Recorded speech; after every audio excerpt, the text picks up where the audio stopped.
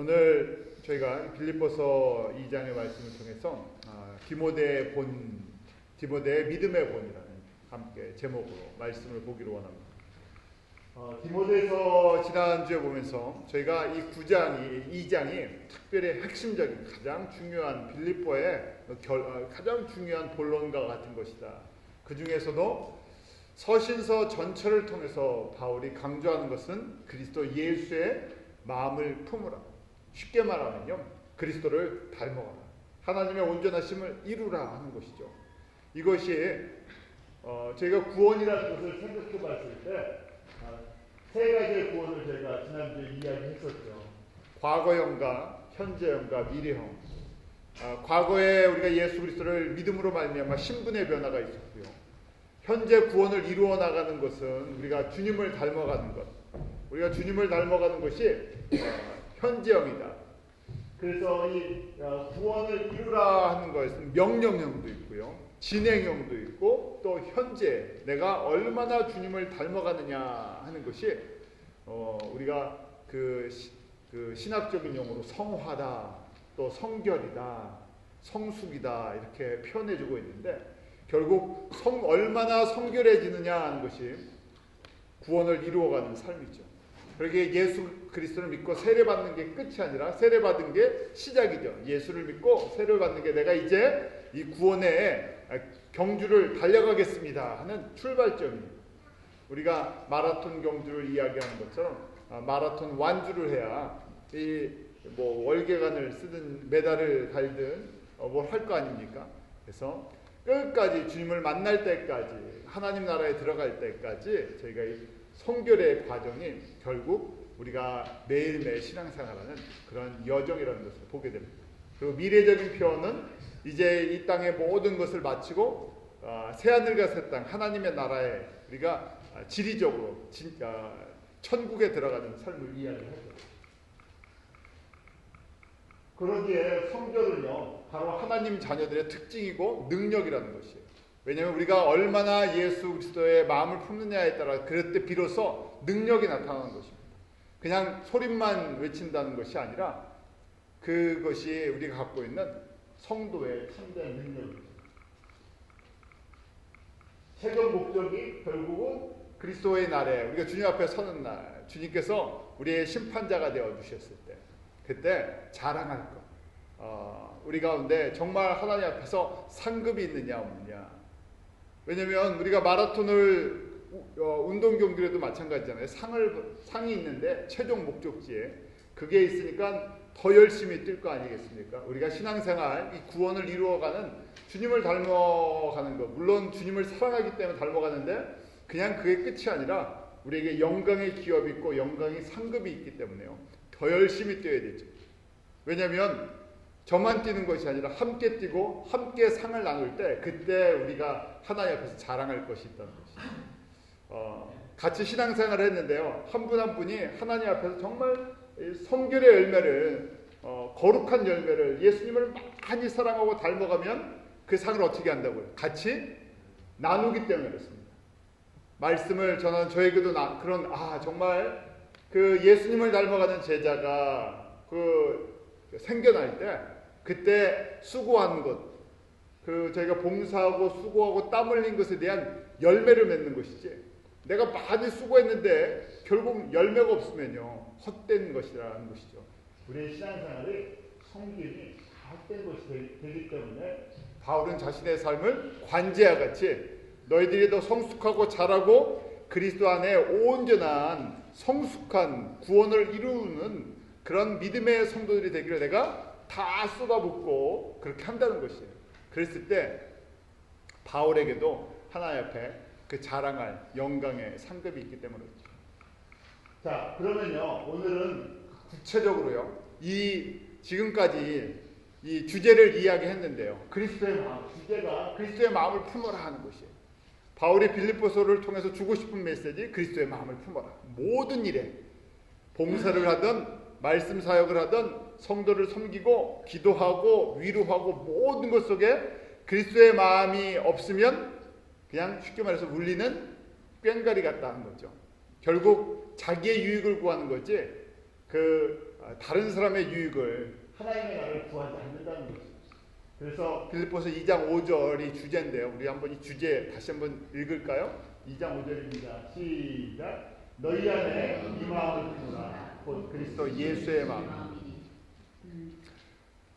아침마다 저 눈을 뜨면서요. 아, 주님 사랑합니다 하면서요. 주님 사랑합니다 그러면서 우리가 구할 것이 뭐겠습니까? 바로 이게 이제 묵상인데요. 주님 사랑합니다 하면서 주님의 이 마음을 나에게 주십시오. 단순한 것처럼 보이는데요. 이게 가장 주님이 기뻐하시는 기도 중에 하나라는 것이에요. 우리가 먼저 그의 나라와 그의 의를 구하라는 것처럼요. 눈을 뜨면서 내가 주님 더 알고 주님 닮아가고 싶습니다. 주님의 마음을 나에게 주십시오. 그리고 가만히 주님의 마음을 닮으려니까 뭘 쳐다봐야 됩니까? 주님께서 나에게 어디서 사랑을 확실하게 보여주셨어요? 십자가에서. 십자가 예수님을 이렇게 바라보는 겁니다. 주님이 왜 십자가에서 나를 그렇게 사랑하시기, 죽기까지 사랑하셨나. 그래서요, 저희가 십자가를 묵상하고 주님의 마음을 묵상하면서 내 안에 그 주님의 마음이 들어오는 걸 그려보는 거예요. 그럴 때 주님이 기뻐하시죠. 정말 나를 사랑하고 나를 닮게 원하는구나. 아버지가 아들 닮아가는 것처럼 나를 사랑하신 그 주님을 내가 온전히 알고 닮아가고 싶습니다. 그래서 이 닮아가는 것, 이 닮음에 저희가 이제 이 그리스도의 마음을 품은 자가 무엇인가 하고요. 이제 본을 구체적으로 예를 들어준 것이 2장의 이제 중간 이후부터입니다. 너희들은 그리스도 예수 그리스도의 마음을 품으라 하면서 첫 번째 본이 바로 예수 그리스도셨죠. 예수님이 어떤 본을 보여주셨나. 그가 본체 원래 근본 하나님이셨죠. 하나님과 동일한 하나님이세요. 그런데 하늘의 보좌와 영광을 모든 것을 다 내려놓으시고 인간의 몸으로 죄인과 같이 십자가에 달려 죽기까지 우리를 위해서 하나님의 사랑을 보여주셨죠. 그래서 겸손, 그리스도의 마음이라는 것, 그리스도의 성품이라는 것을 쉽게 얘기하면 겸손이다 그랬습니다. 겸손은 남을 나보다 낮게 여겨주고, 겸손이라는 것은 나의 유익을 구하는 것이 아니라 저 사람의 상대방의 유익을 구해주는 거예요. 유익 중에 가장 큰 유익, 선 중에 가장 큰 선이 무엇이겠습니까? 하나님의 생명을 주는 거예요. 이거보다 더 큰 상이 어디 있겠어요? 죽을 사람을 살려내는 건데 저희가 육신의 삶을 살려낼 때 그 평생 은혜를 잊지 못하잖아요. 내가 죽을 뻔했는데 누가 나를 살려줬어. 의사가 됐던 사람이 됐던 누가 됐던 잊을 수가 없잖아요. 내가 정말 어려울 때 나를 갖다 건져주는. 그런데 세상의 어려움이 아니라 우리가 예수님을 알지 못하고 죽으면 심판받고 영원한 사망에 들어가는데 거기서 건짐을 받으면요 영원토록 저희가 정말 은혜를 입은 거 아니겠어요? 그것처럼 가장 귀한 것, 가장 선한 것, 가장 아름다운 것이 바로 이 예수 그리스도의 생명을 나눠주는 거예요.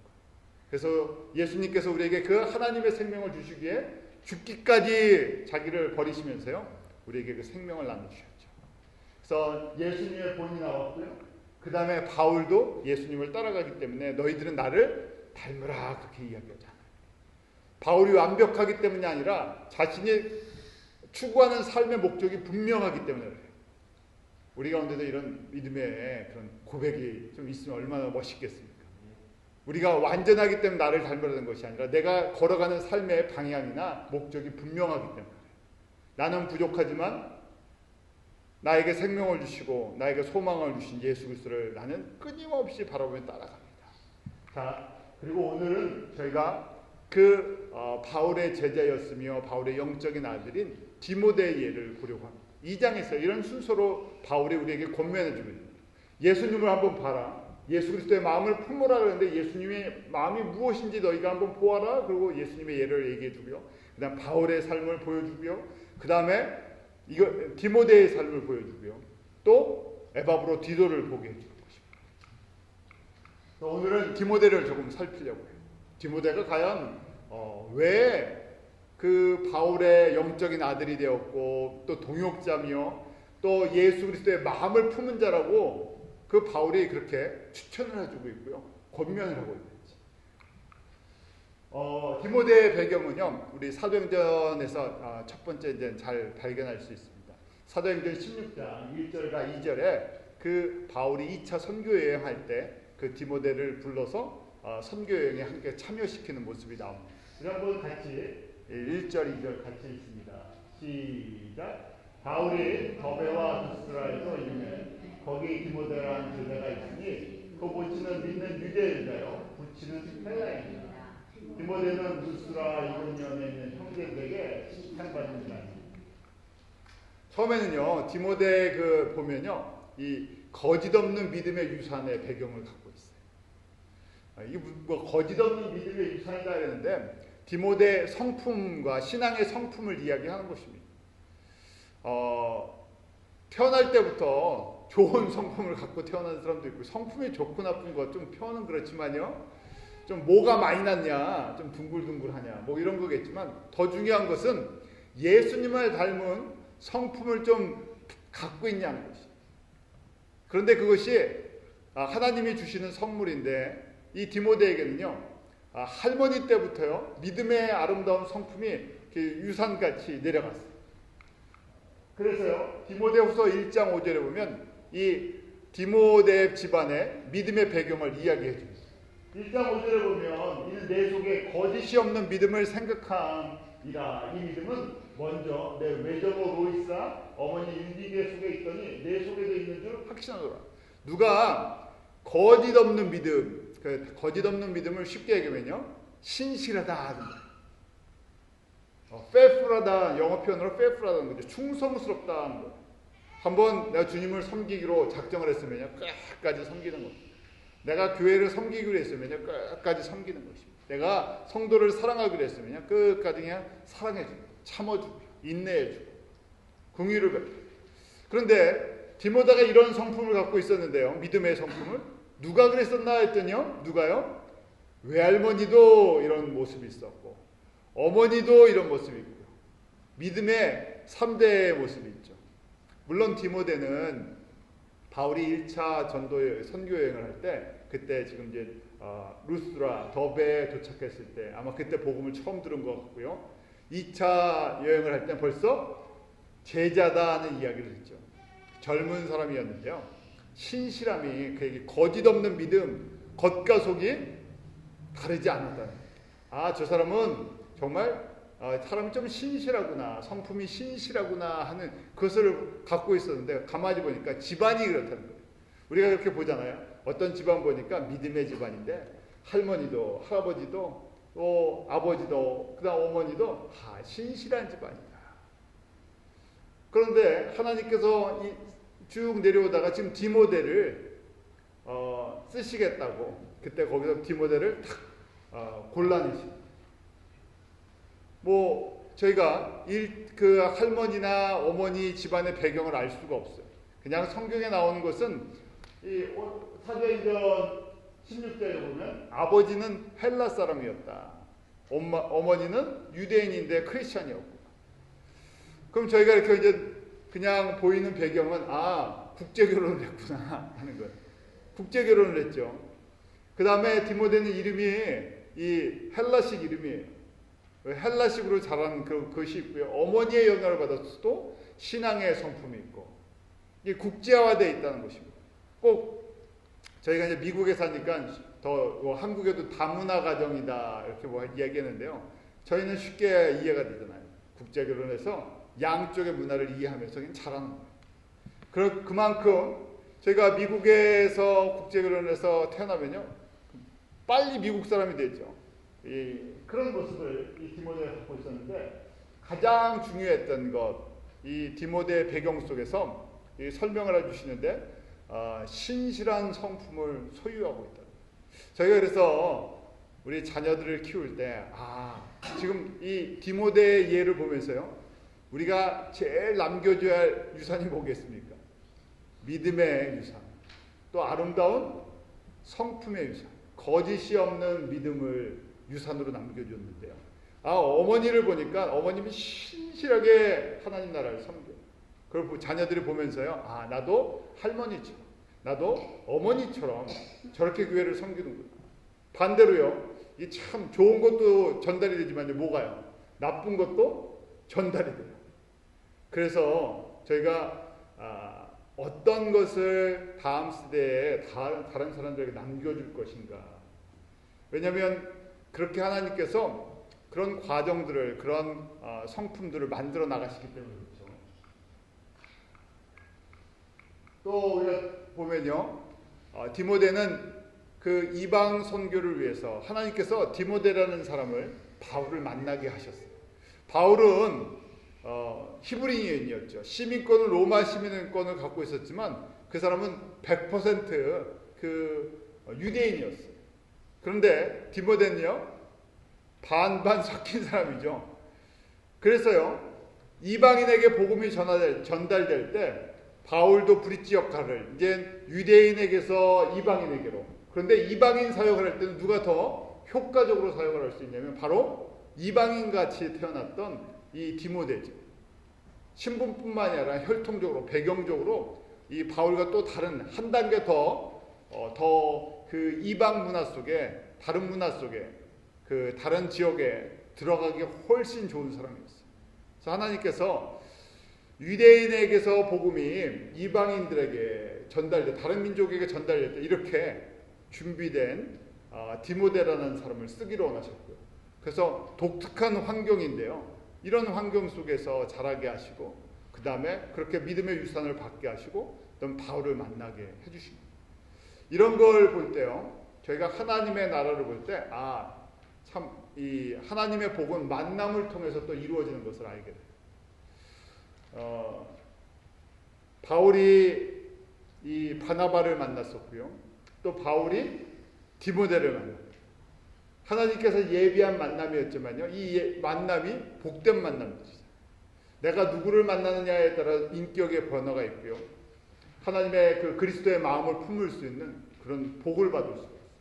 반대로 내가 누구를 만났냐에 또 잘못된 만남 때문에요, 내가 그리스도의 성품과 반대되는 모습들을 갖출 때가 있죠. 그래서 저희가 이게 인위적으로 되는 것이 아니라 정말 하나님께서 이 만남의 은혜를 바울이 바나바를, 바울이 디모데를, 또 오늘 에바브로디도를 이렇게 만나는 이 만나는 것들, 바울이 또 빌립보 성도를 만나는 것, 빌립보 교회 개척될 때 저희가 사도행전을 보았잖아요. 누구를 만납니까? 빌립보에 가자마자 옷감 장사했던 자주장사 루디아를 만나죠. 루디아라는 평범한 여인은 옷감 장사를, 이 자주장사, 옷감 장사했던 그런 여인을 만났는데 그 여인이 또 갖고 있었던 성품이 어떤 성품이에요? 신실했던 여인이잖아요. 또 간수장을 만나고요. 이렇게 하나님께서요, 신실한 사람들을 만나게 해서요, 그 세상에는 보이지 않는데 하나님 나라를 이루어 나가는 그런 믿음의 그런 남은 자와 같은 렘넌트와 같이 그렇게 하나님께서 사용해 나가시죠. 바로 저희가 이것을 보면서 빌립보 성도들이 참 바울을 만나서 복되었구나. 저희도 마찬가지예요. 영적으로 이 지금 빌립보서를 보면서요, 이게 2000년 전에 그냥 빌립보 교회에게 쓰여진 편지다 그러면 재미가 없는데요, 이 서신이 바울을 통해서 오늘 살고 있는 나에게 주시는 하나님의 편지다 할 때요, 우리가 이 빌립보서를 통해서 바울을 만나고요, 또 디모데를 만나고요, 예수님을 만날 때 우리가 이때 말씀을 저희가 듣는 것이요, 복된 말씀입니다. 그냥 지식으로 빌립보서 내용이 그렇다는데 하면요, 나에게 아무런 영향력이 없어요. 그런데 내가 이 말씀이 살아있는, 마치 바울이 나에게 전해주는 말씀이에요. 저희가 바울 한번 보고 싶지 않습니까? 바울의 편지를 한번 받아보고 싶지 않습니까? 근데 바울이요, 바로 나에게 오늘 이 편지를 써주던 거예요. 뉴욕에 사는 우리 기쁜의 교회 성도들이요 하면서요, 그러면요, 이 말씀이 나에게 전달된 내 개인적인 메시지다 그러면요, 내 인격을 변화시키죠. 만남을 통해서 내가 그리스도의 인격으로 변화되는 그 만남이 복된 만남이라는 것이죠. 말씀을 저희가 대할 때도 마찬가지예요. 말씀이 그냥 지식적인 말씀으로 끝나는 것이 아니라 이 말씀이 내 영혼을, 내 가치관을, 내 인격을 변화시키는 살아있는 것이 살아있다는 거잖아요. 죽은 말씀은 우리를 변화시키지 못하는데 예수님의 살아있는 말씀을 내가 만나는 것이 이게 복된 만남. 그래서 저희가 묵상을 할 때도 복된 묵상, 저희가 설교를 들을 때도, 성경 공부를 할 때도, 기도할 때도 주님과의 복된 만남. 그런데 하나님께서 꼭 사람을 통해서 일하시잖아요. 그래서 내가 이렇게 사람을 통해서 내가 내 인격이 내가 그리스도의 성품으로, 그리스도의 마음으로 변화되는 이 순간이 가장 복된 시간입니다. 왜냐하면 그럴 때 뭐가 만들어진다고요? 성령의 열매가 만들어져요. 그때 주님 앞에 섰을 때 자랑거리가 만들어져요. 나를 통해서 지금 이 디모데의 어머니와 할머니가 얼마나 든든하겠습니까? 다른 사람들이 어떤 영향을 받았는지 몰라도요, 디모데라는 이 믿음의 본으로 나와 있는, 빌립보서 2장에 믿음의 본으로, 그리스도의 마음을 품은 믿음의 본으로 나와 있는 디모데의 어머니가 얼마나 자랑스럽겠어요. 내 아들이 정말 이런 믿음의 본으로 성경에 이 역사적인 인물로 탁 나왔어요. 그 어머니가 주님 앞에 나갔을 때, 어머니 유니게가 예수님 앞에 섰을 때 뭐가 되겠습니까? 자랑거리가 됐죠. 우리 아들이, 저 디모데가 내 아들입니다. 내가 디모데를 저렇게 믿음으로 키웠습니다. 감사하면서요, 동시에 그래, 내가 너의 수고를 누가요? 예수님께서 알아주신다. 그 할머니도 마찬가지고, 다른 어떤 큰 일을 한 것보다요, 디모데라는 한 인물을 만드는데 어머니와 할머니의 이 믿음의 유산을 남겨주는 것. 바울도 마찬가지죠.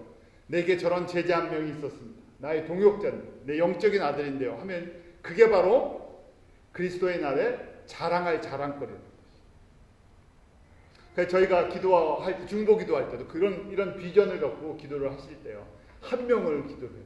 저 사람이 내가 기도해 주는 중보할 때, 우리가 선교지를 위해서, 또 우리 성도들을 위해서, 또 뭐 저를 위해서, 또 우리 교인들을 위해서 기도할 때, 저 사람이 어떤 사람이 되게, 바울과 같은, 디모데 같은,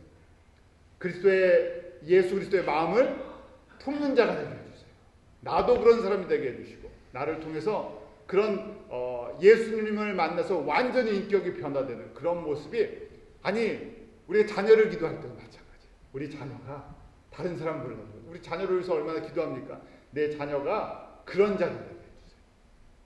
그럴 때 내가 다른 큰 일은 못했어도 우리 자녀 한 명이라도 디모데와 같은 믿음의 아들이 되면요, 주님 앞에 섰을 때 너 뭐 했냐 그러면 내가 이 아들 하나, 이 딸 하나, 믿음의 그 딸, 믿음의 아들 돼서 하나님 앞에 이렇게 아름답게 사용받게 하기 위해서 내가 참 섬겨줬습니다.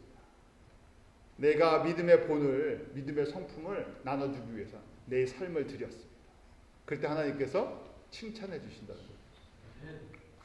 이렇게요, 디모데는 다문화 가정 속에서 하나님께서 그 이방신들을 위해서 준비하시고, 이 디모데는 참 신실했어요. 그래서 오늘 말씀에도 내가 빌립보 교회에 문제가 생겨서 이 편지를 쓴 것이에요. 빌립보 교회에 원망과 시비와 다툼과 시기와 질투가 아름다운 교회였는데도 역시 사람들이 모인 데가 되기 때문에 그런 문제가 있었죠. 그래서 바울이 가고 싶은데 지금 어디에 있다고요? 로마에 갇혀 있어요. 갈 수가 없으니까 누구를 대신 좀 보내야 되는데, 바울과 똑같은 심정으로 갈 수 있는 사람이 누구 있을까 하니까 바울이 오늘 말씀해 보니까요, 누구뿐이 없다고요? 디모데뿐이 보낼 사람이 없다. 다른 얘기로는 디모데만은 내가 믿고 이 일을 맡길 수 있다는 얘기.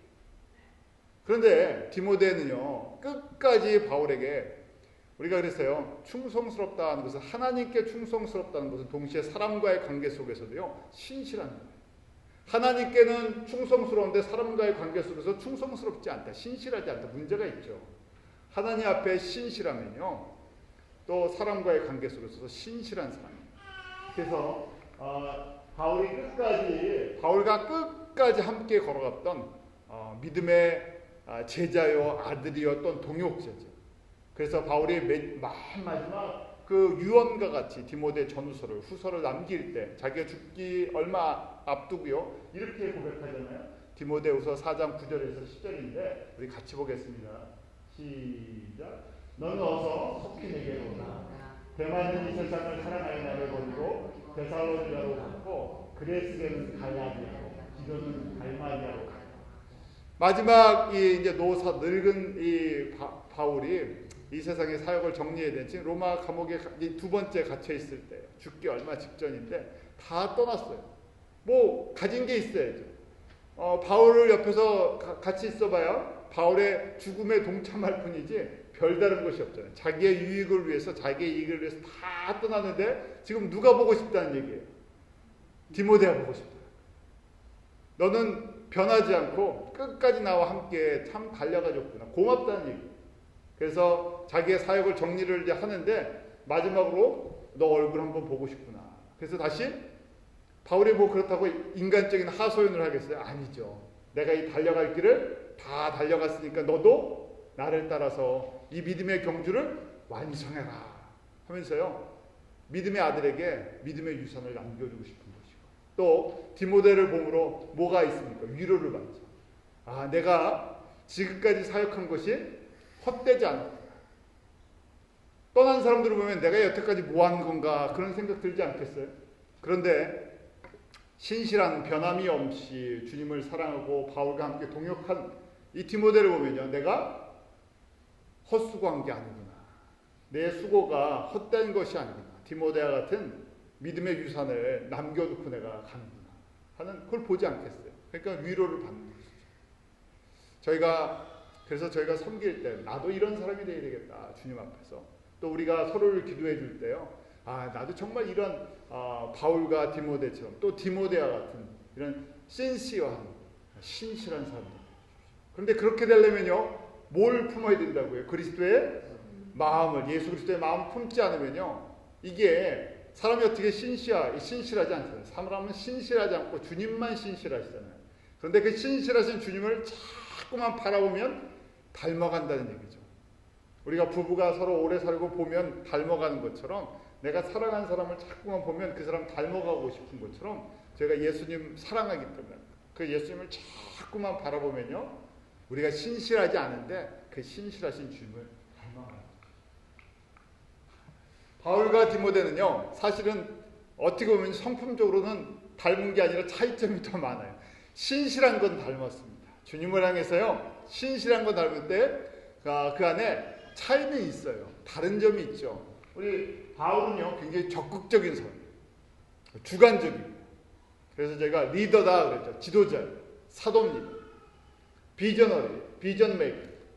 이 하나님의 나라를 어떻게 세워나갈까 방향을 보고요. 큰 그림을 그려나가는 사람. 그런데 디모데는요. 바울과 같은 성품을 갖고 있지 않았어요. 그러니까 내면에 예수님을 닮았는데 그래서 이 다양성이 있다는 거예요. 디모데는요. 의외로 소극적이에요. 그건 목회자죠. 목회자. 그래서 속을 좀 앓을 때가 있어요. 속병이 나갖고 바울이 뭐라고 합니까? 너 혼자 속 끓고 목회하면서 그럴 때 속병이 났는데 그럴 때 물만 마시지 말고 포도주를 약으로 좀 먹어봐라. 그러니까 이 바울은요. 한번 이렇게 지를 때도 있고요. 강할 때는 강한데 디모데는 굉장히 섬세했던 것 같아요. 그래서 그 섬세한 것이 남들을 많이 배려하다 보니까 소극적인 모습으로 또 반대로요. 협조적이죠. 혼자 주관적으로 끌고 나가지 않고요. 협조적입니다. 그래서 이제 리더십 스타일을 봤을 때 바울은요. 이 리더, 그러니까 앞에서 끌고 나가는 그런 이 비전 메이커처럼 비전을 갖다 던지면서 그냥 방향을 탁 적으면서 밀고 나가는 스타일이고요. 디모데는 매니저 같이 잘 도닥거리면서 쫓아가는 사람. 저희가 이제 목회자의 심정을 더 많이 갖고 있다 이렇게 볼 수도 있어요. 바울도 목회자죠. 그렇지만 큰 그림을 위해서요. 기꺼이 희생을 하는 모습이 있습니다. 자, 디모데가 갖고 있었던 그러면 영적인 그런 자질들이 바울이 디모데를 보면서 정말 신실하게 주님의 종으로서 사용할 수 있었던 그 특징이 무엇인가? 제가 이제 구체적으로 보면요. 첫 번째는 그리스도 예수의 마음을 가졌다는 거예요. 이게 제일 중요한 것이죠. 20절에 빌립보 교회 소식을 들으면서요. 그 착한 일을 하고 바울을 위해서 항상 물질을 보내고 수고하고 이제 교회가 개척된 지 10년 돼서 어느 정도 성숙해 있어야 되는데 그 안에 보니까 원망과 시기, 투기, 질투가 있다는 소식이 듣고요. 마음이 아팠죠. 그래서 누구를 보내야 되는데 디모데를 보내기로 했습니다. 왜 디모데를 거기에 사역자로 보낼 마음을 가졌냐? 그 이유가 예수의 마음을 가진 사람이 바로 디모데이기 때문에 그렇죠. 그래서 이 시절에 이렇게 표현이 되어 있죠. 이는 뜻을 같이하여 너희 사정을 진실히 생각할 자가 이 밖에 내게 없습니다. 뜻을 같이 하여라는 말이 있는데요. 무슨 뜻을 같이 했나 하면요. 바울과 같은 마음이라는 거예요. 그런데 그냥 쉽게 말했어요. 이신전심이라는 게 한 마음이라는 뜻을 넘어서요. 바울이 갖고 있는 영적인 그 그리스도를 생각하면서 빌립보 교회를 보면서 예수님이 어떤 마음을 품을까 하는데 그 마음을 디모데도 갖고 있다는 거예요. 바울이 지금 여기 갇혀서 못 가는데 바울이 그곳에 가면 어떻게 예수님의 마음을 품어갖고 빌립보 문제를 해결할지 디모데도 똑같은 예수님의 마음을 품어갖고요. 바울이 안 가도 디모데만 보내도요. 바울이 간 것처럼 예수님이 일 처리하는 방법으로 일을 가서 처리해 준다는 거죠. 그래서 뜻을 같이 한다는 것은 구체적으로요. 빌립보 성도들의 궁극적인 유익이 무엇인지를 정확하게 이해하고 그것을 전달해 줄 사람이에요. 그냥 단지 어떤 문제를 해결하는 당장 급한 문제를 해결하는 차원이 아니라 예수님의 마음을 가지고 예수님처럼 일 처리를 해줄 수 있는 사람입니다. 그래서 그것이 바로 겸손한 자라는 것이죠. 겸손이라는 것은 그리스도의 마음을 품고요. 상대방의 유익을 위한 건데 궁극적인 유익은 저희가 구원을 이루도록 빌립보 성도들이 성숙해지도록 성결해지도록 그 방향을 제시해주고 그 예수 그리스도의 마음을 나눠줄 사람이 바울이 보기에 디모데쯤이 없다는 거죠. 두 번째 죄가 동역자로서의 자질인데요. 그리스도의 일의 최우선을 우선순위가 항상 하나님 나라의 유익이라는 것입니다. 21절 우리 한번 다시 같이 읽습니다. 시작. 저희가 다 자기 일을 구하고 그리스도 예수의 일을 구하지 아니하되 자기의 일을 구한다 하니까요. own interest 자기의 이익의 관계를 사람들이 찾는다는 거예요. 사역을 하는데 이 주변에 바울이 보니까요. 그리스도 사역자다, 목사다, 장로다, 집사다, 여러 가지 직분들이 있고, 사도다, 감독이다, 여러 사람들이 있는데 가만히 보면 사람들이 자기 유익이 있으면 일을 하고 자기 유익이 없으면 일을 안 하는 사람들이 있다는 거예요. 결국 이해관계죠. 나에게 뭐가 떨어지냐 떨어지지 않느냐에 따라 사람들이 움직인다는 거예요. 그런데 디모데는요. 자기의 인트러스트, 자기의 own interest, 자기의 유익이 아니라 예수님에게 유익이 있다. 하나님 나라의 유익이 있다. 빌립보 성도들이 믿음으로 자라는데 유익이 있다. 왜냐하면 그러면 주님의 몸이 세워지는 거 아니겠어요? 주님의 몸이 튼튼해지죠. 주님이 기뻐하시죠. 주님이 기뻐하시는 주님의 유익을 구하는 사람이 디모데랍니다. 저희가 이게 이제 발견하는 원리인데요. 이걸 보면서 내가 디모데처럼 이런 사람이 되어야 되겠구나. 주님 나에게 이런 사람 되게 해주십시오. 그냥 이런 사람 되게 해주십시오 하는 것이 아니라 디모데가 갖고 있던 사역자의 특징이죠. 첫 번째 특징이 그리스도의 마음을 품는 것이고요. 두 번째는 그리스도의 마음을 품다 보니까 나의 유익을 구하는 것이 아니라 항상 주님의 유익을, 구체적으로 주님이 사랑하는 교회의 유익을, 빌립보 교회에게 어떤 유익이 있을까, 그것을 우선순위로 생각한다는 것이죠. 우선순위가 바뀐 것이죠. 저희가 신앙생활을 하면서 많은 사람들이 나에게 유익이 무엇이 있을까를 먼저 생각할 때가 있어요. 그런데 이제 처음에는 그럴 수 있지만 신앙생활을 오래, 교회생활을 오래 했는데도 항상 초점이 내 중심, 자기 중심이니까요. 그때 사람들이 다 지내다 보면요. 왜 사람들이 미련합니까? 다 알죠. 저 사람이 자기 유익을 구하는구나. 그러면요. 서로 자기 유익을 구하죠. 손해 안 보려고요. 교회의 분위기가 만약에 다 자기 유익을 구하는 분위기. 그럼 나 혼자 그 다른 사람의 유익을 구해주면요. 바보 되는 거죠. 그래갖고 서로 유익을 구하는 모습들, 그것이 오늘날의 모습이 아니겠어요. 그러니까 사람들이 신앙을 쇼핑하듯이 하고 또 무슨 감상하듯이 하고 그러니까 교회를 섬기고 교회를 결정하고 할 때 또 무슨 봉사를 할 때도 이 순수함이 점점 사라지고요. 그 이해관계가 연결되어 있을 때가 있죠. 이렇게 그리스도의 최선을 다하기 위해서는요, 로드십을 온전히 인정하고요, 순종할 필요성이 있습니다. 왜냐하면 우리가 예수님을 로드, 주라고 고백하잖아요. 주라고 고백하는 건 나는 servant, 나는 하인과 같습니다. 나는 종과 같습니다. 종의 자세, 주인의 유익을 위해서 일하는 거잖아요. 저희가 그리스도인이라는 것은 내가 예수님을 주라고 고백하는데 주님의 유익이 있으면 나는 다 하고도요, 내가 인정받지 않아도 원래 종은요 일하고도 인정받지 못할 수도 있잖아요. 주님만 기뻐하시면 됩니다. 주님이 인정해 주시면 됩니다. 주님의 영광만이 나타나면 됩니다. 나는 다 하고도요, 나는 아무것도 아닙니다. 나는 종은 그렇죠. 나는 할 것만 했습니다.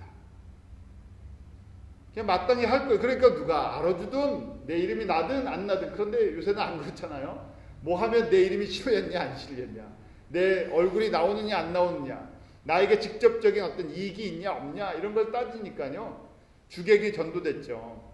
우리가 주인이고 예수님이 거꾸로 우리가 주여 그러는데 주여는 내가 주고 그 다음에 예수님이 서번트가 되는 거죠. 그런 모습이 있죠. 그래서 우리가 이 로드십이라는 예수님이 주되심을 인정하고 순종해 나갈 때 우선순위를 이렇게 정해 나갈 수가 있죠. 세 번째, 디모데가 온전한 바울의 동역자로 또 하나님의 일꾼으로 믿음의 예수 그리스도의 마음을 품은 믿음의 본이 되는 그 모습은요, 바로 연단을 받은 사람이라고 기록이 되어 있습니다. 빌립보서 2장 20절인데요. 우리 같이 읽습니다. 시작. 디모데의 연단을 너희가 아나니 다시기 아비에게 한같이 나와 함께 복음을 위하여 수고하리라. 연단을 받았다.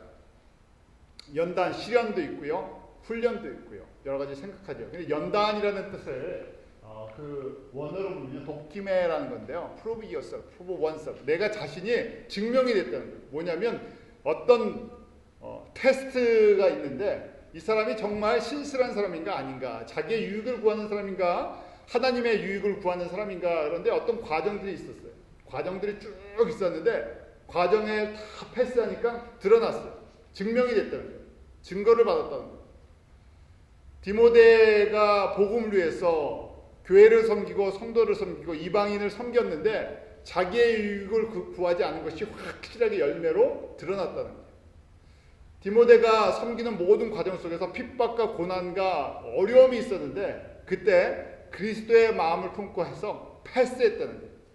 저 사람은 정말 하나님의 사람이구나, 믿음의 사람이구나, 그리스도의 마음을 품은 사람이나 하고 시험을 많이 당했는데요, 그 시험 때마다 패스했다는 거예요. 우리가 시험을 봐서 떨어지면 페일 하잖아요. 그런데 연단을 받았다. 연단을 받았다는 것이 믿음의 여러 환난들이 있었는데, 그 바울이 지금 그러니까 아들이 아버지와 함께한 것처럼 내가 복음을 위해서 내가 수고하고 고난받고 핍박받을 때 그때 누가 옆에 같이 있었다고요. 디모데가 똑같이 받으면서 쫓아오고 있었다는 얘기예요. 그래서 그것을 피하고 도망가지 않았다는 얘기예요. 그것을 사람들이 보고 안다는 얘기예요. 연단을 통해서 그리스도의 마음을 품는 법을 배웠다는 얘기예요. 연단이 없으면 얼마나 좋겠습니까? 훈련이 없으면 얼마나 좋겠습니까? 그래서 제가 종종 얘기하지만 학교 다닐 때 시험만 없으면 학교 다니는 게 참 편했는데 하는 생각을 해요. 그냥 학교 가서요, 공부하고 밥 먹는 거 뭐 여러 가지 재밌는 일이 많은데 시험 볼 때만 스트레스를 받잖아요.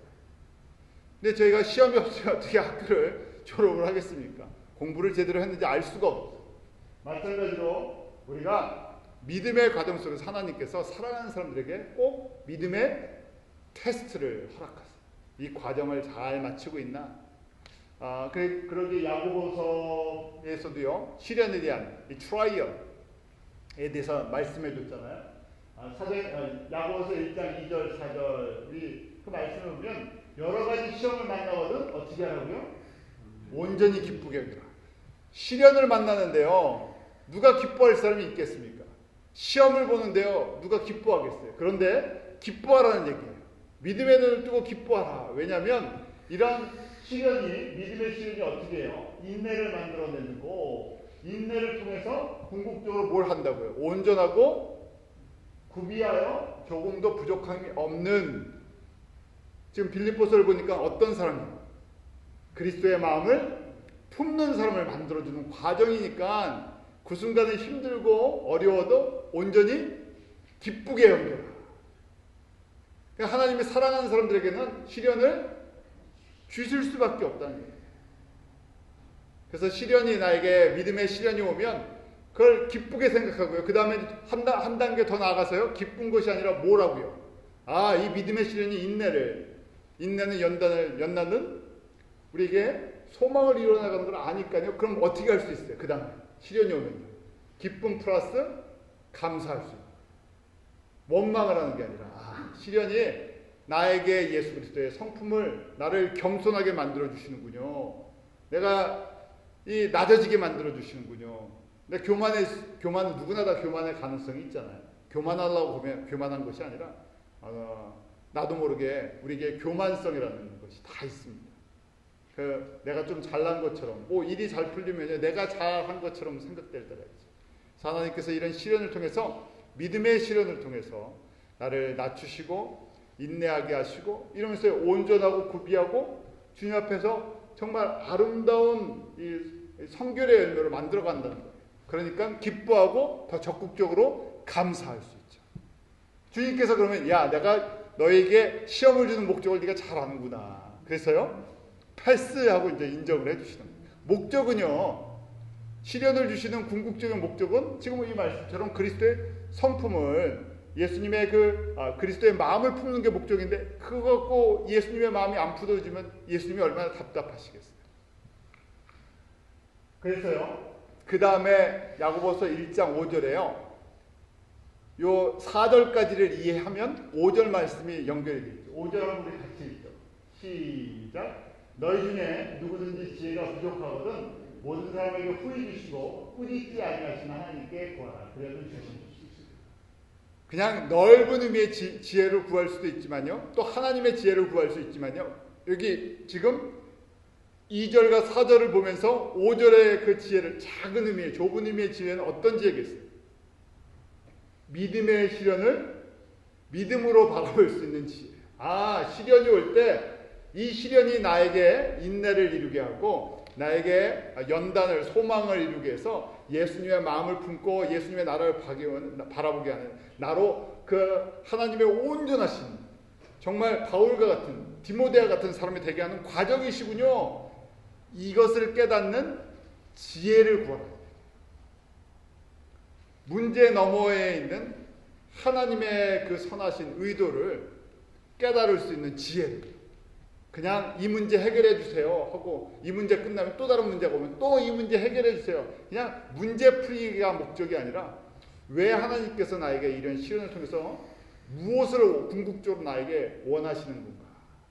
그럴 때 모든 시련, 고난의 여러 가지 시련들의 모습들은 다양하지만 목적은 나로 온전하고 구비하고 부족함이 없는 그리스도의 마음을 품은 그런 하나님의 온전한 사람 만들려고 여러 가지 방면으로 하나님께서 시련을 주십니다.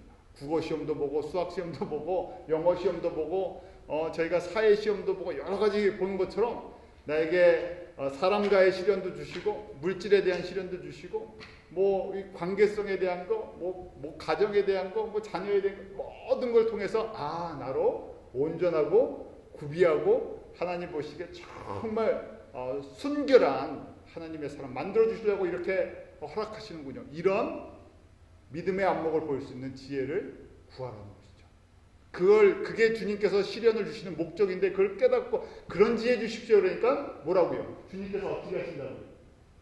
후히 주신다고요. 그래, 내가 하는 목적을 내가 아는구나. 기뻐하고 감사하면서 그걸 구하니까요. 어떻게 하신다고요? 영적인 눈을 활짝 뜨게 해주시니까요. 그러면요, 이 시련을 저희가 기쁨으로 통과하니까 시련을 시련이라고 보지 않죠. 감사의 제목이 되고요. 또 빨리 통과하니까 누구나 다 광야의 40년이라는 그 훈련 기간이 있는데 훈련 기간이 기쁘고요. 감사하게 빨리 끝나는 거죠. 있었는지도 모르게 끝나버리죠. 근데 그거 자체가 괴로우면 어떻게 됩니까? 우리 광야에 있는 유대인들, 우리 출애굽기에 보면 40년 동안 원망하는 사람은 원망만 하다 끝나요. 내가 변화해야 되는데, 내 믿음의 눈이 변해야 되는데 그것만 안 하고 매일 물 타령, 밥 타령, 고기 타령, 타령만 하다가 그 다음에 이 시련을 주시는 주님의 목적을, 훈련을 주시는 목적을 모르니까요. 매일 시험 실패하고 또 보면 또 실패하고 그리고는 또 원망하고 그러다 끝나버렸잖아요. 저희가 금을 재련할 때나 금속을 재련할 때 모습을 제가 이 시련이라는 것을 통해서 보게 됩니다. 목적이 있죠. 금을 한번 생각해 보죠. 금이 순금이 있는데 순금이 아닐 때는 어떻게 하겠습니까? 먼저 뜨거운 불에다가 집어넣어요. 뜨거운 물 속에 녹아내야 됩니다. 뜨거운 물 속에 들어가는 걸 좋아할 사람이 누가 있겠습니까? 그런데 피어 골드, 정금이 되기 위해서는 꼭 필요한 것이 뜨거운 불이라는 거예요. 녹아지도록. 그래서 그때 우리가 깨어지는 아픔이 있죠. 내 자존심도 깨어질 때가 있고요. 글쎄 뭐 저희가 여러 가지 깨어지는 아픔이 있는데 사람이 제일 아파하는 것 중에 하나가 자존심 깨지는 거죠. 그래도 내가 내 자존심 갖고 살았는데 내가 뭐는 없어도 내 자존심 있는데 이 자존심이 깨지면요. 그냥 이게 속이 상해갖고요. 그런데 하나님께서요. 이 자존심을 건드실 때가 많잖아요. 왜냐면 그게 나니까. 나는 날마다 죽노라 십자가에 죽노라 입술은 말을 고백하지만 내 자존심이 깨질 때 하나씩 죽는 거죠. 그래도 나 이거 붙들고 살았었는데. 그래서 하나님께서 이런 풀무와 같은 불 속에서요. 우리 애를 녹이십니다. 사람마다 녹는 부분이 다 다르겠죠. 내 자아가 깨지기도 하고 내 물질이 깨지기도 하고 내 관계성이 깨지기도 하고 뭐 내가 갖고 있었던 인간적인 소망도 깨지기도 하고 또 건강의 문제가 생기기도 하면서요. 죽는 경험을 하는 것이죠. 그러면서요. 정제가 돼갑니다. 불순물이 빠져나갔죠. 성화되는 것이. 그냥 가만히 있다고 성화되는 것이 아니라 깨지면서요. 반응이 두 가지예요. 깨지면서 더 자존심을 세우는 사람이 있죠. 나는 안 깨질 거야 하고 그냥 그 불 속에서요. 끝까지 내가 죽으면 죽었지 하면서요. 그런 사람이 있고요. 겸손한 사람은 어떻게 됩니까? 주님의 그 은혜를 받은 사람은요. 깨지면요. 빨리 버려버리는 거예요. 이게 그렇구나. 이게 내 세상적인 성품이었구나. 마귀적인 거구나.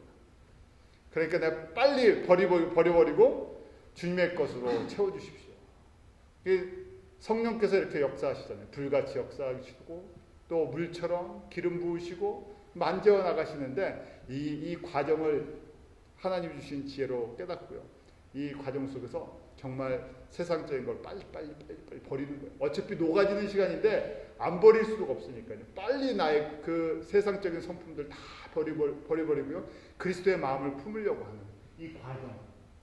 그래서 우리 안에 상처가 있으면요. 주님 앞에 내려놓고 또 아픔이 있으면 내려놓고 주님께서 치료자는요. 예수님 외에는 없습니다. 그래서 우리가 이 풀무에 들어가는 시간 동안에요. 다른 것을 의지하는 것이 아니라 성령님께서 나의 치료자가 되어주시고 나 보호자가 되어주시고 도움이 되시고 보혜사 성령님께 자꾸만 이 문제 뽑아주세요 하는 거죠. 내 안에 있는 불순물 뽑아주세요. 나를 오픈하는 거예요. 닫는 게 아니라 빨리빨리 오픈하는 거예요. 뜨거우니까요. 빨리빨리 오픈해버려야죠. 그럼 성령님께서 그 안에서 빨리빨리 더러운 것들을 뽑아주시죠. 그때 변화하는 우리의 성품도 우리의 가치관도 인품도 그 변화가 그때 진짜 변화가 일어나니까요. 이런 과정이 없으면 사람이 잘 변하지 않죠. 안 변하죠. 그러니까 이 과정 속에서 이 변화를 체험하면요. 이 시련에 대해서 내가 기뻐하고요. 지금 감사할 수 있죠. 야고보가 그랬다는 것입니다. 야고보 사도가 이걸 쓸 때 젊은 날에 예수님 만나자마자 쓴 것이 아니라 자신이 믿음의 길을 쭉 걸어가면서요. 또 베드로도 똑같은 말씀이잖아요. 사도 바울도 똑같은 말씀이에요. 내가 이 믿음의 시련들을 통해서 누구든지 다 지금 믿음의 사도들이 다 똑같은 고백이에요. 그때 내가 깨어져서 성령님의 도움으로 내가 변화됐습니다. 내가 살고자 하는 인생의 목적이 변화됐고 사람을 대하는 방법도 변화됐고 내가 이렇게 연단돼서 노년이 됐을 때 이렇게 성숙함으로 이제 이 길을 걸어라 하고 믿음을 걷고 있는 믿음의 길을 걷고 있는 그 후배들에게 이렇게 전해주는 거죠. 그랬을 때 세 번째로요, 피어 골드, 순수한 것만 남지. 그럼 이제 그 다음에요, 저희 그래서 이제 사실은 이제 순서적으로 하면 이 다음에 사역을 할 때 썩지 않는 열매가 맺히는 거죠. 성령의 열매가 맺혔을 때 내 유익을 구하지 않죠. 동기가 순수해집니다. 예수님께서 말씀하신 팔복의 삶이 어느 정도 만들어져야 무슨 일을 하고 봉사를 하고 섬기고 위로하고 교제할 때 이제 동기가 순수해져요. 주님의 유익만을 구했으니까. 그러니까 성령의 열매를 가졌을 때 저희가 이방 선교를 해도 복음을 전해도 그때 예수 그리스도의 유익만을 저희가 구하고 그 복음을 받는 복음을 받는 대상자들, 교회들의 유익을 위해서 기도해주고 섬겨주니까요. 그 사람들이 이제 살아나는 것이죠.